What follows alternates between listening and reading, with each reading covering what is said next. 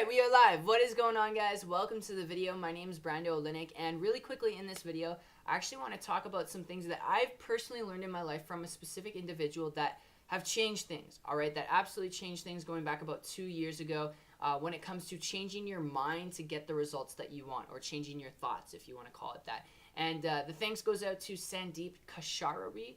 I hope I'm saying his last name right, but I'm sure I completely butchered it. He's super well known in India, kind of like the Tony Robbins in India. So if you're not familiar with his work and you're watching this from Canada, United States, United Kingdom, Australia, New Zealand, that's okay. But what I want to get at to you guys is how you can actually change right now in an instant to get the results that you want by changing your perception of reality. And one thing that I learned from this individual, Sandeep, was when it comes down to it, a lot of our belief systems and internal conflicts on the reasons why we're not getting the results that we want, or why money is the root of all evil, why you shouldn't buy a dog because they're vicious and evil and cruel or mean, or cats are evil and vicious and cruel and mean. The reason why some people are brought up with these beliefs, alright, is because by the time they were babies, their parents started inflicting these beliefs on them, and from what they were associating themselves around, whether it was negative news or bad TV videos that they were watching, alright, they started to develop a pattern of belief,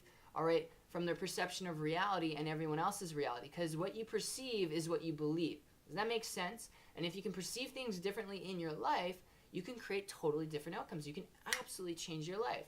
So for example, a good example of this is, let's say you're born and your parents at the age of 5 start telling you that cats are absolutely evil. They're vicious animals. They will kill you. All right, that's absolutely not true. We know that to be true, right? But they start telling you this at a young age. Well, you're going to grow up to believe that cats are vicious, they're evil, and they're cruel, okay? And that's not the case. But then when you have kids, you're going to tell your kids that, and nobody's ever going to buy a cat ever until they challenge it and they look at other people. And this is how you change your perception. You look at other people who own cats and you see how cuddly they are, how nice they are, how loving they are. And then all of a sudden you challenge it by meeting a cat for the first time, petting one, and then you buy one. Oh, and then you've really challenged it. Now you have a different perception of reality. Does that make sense? That's how you would kind of alter it and change it. So you went from somebody who's totally against that animal to somebody who's actually owning that animal now and loving and caring for that animal. It's like the cliche saying, money is the root of all evil, because Jesus says that. Well, I don't know if you're religious or not, okay, and that's totally not what this video is about, so I'm not going to predicate religion, but I'm pretty sure Jesus doesn't say that in the Bible, right? He doesn't say money is the root of all evil. And in fact, if you have that belief system, money is bad and money is the root of all evil, having more money means you're greedy, okay? If that's your belief system, challenge it. Because if that's holding you back from getting the results that you want, and you're broke, you're complaining about bills, you're complaining why other people are getting the results that you want, you have a problem of your perception of reality. So challenge it by changing it. How do you challenge and change it?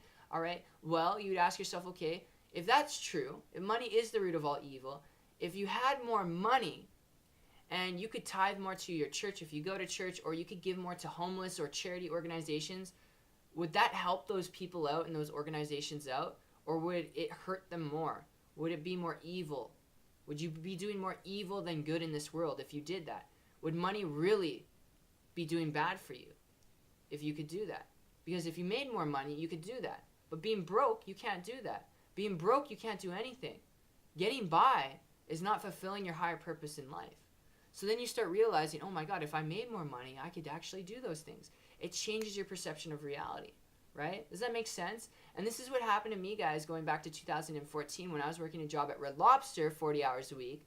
All right, 40 hours a week in a rut. And I believed if I worked there longer than 3 years, I was on my second year there, if I worked longer than 3 years at Red Lobster in a restaurant, that I'd work there my whole life. So I was scared, I was nervous, and I was thinking, oh my God, is this really my whole life? Is this what I'm going to do for the rest of my life, is work this job?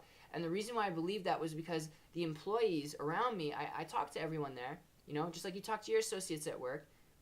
And I talked to people there, and everyone who had been working there was over 3 years. It was like 5 years, 10 years, 15 years, 3 years. There's some new people there, all right? But all the people there have been there forever. And a lot of the people said, yeah, you get very comfortable when you start working a job, and the paycheck, it just keeps coming in. Jobs are for people who want to be comfortable, all right? If you want to get uncomfortable, you got to step out of that. So I got super comfortable and scared in that zone. And what ended up happening was I was done. It was coming up close to my 3rd year working at Red Lobster. And I was like, no, it's not going to be my 3rd year. I'm quitting. And I quit, guys. I pushed myself over that edge. And I became an internet entrepreneur at 19 years old. Not average, not typical, but I pushed myself to it. I quit my job right away. I'm not recommending you do it, but I had to do that in order to change my reality, to change my perception. I know that's not to be true. You could work a job for how many years and then be an entrepreneur later on or do different things, all right? But I didn't want to remain comfortable, to develop different beliefs in my head from people who I'm associating myself around, which is what your perception comes down to.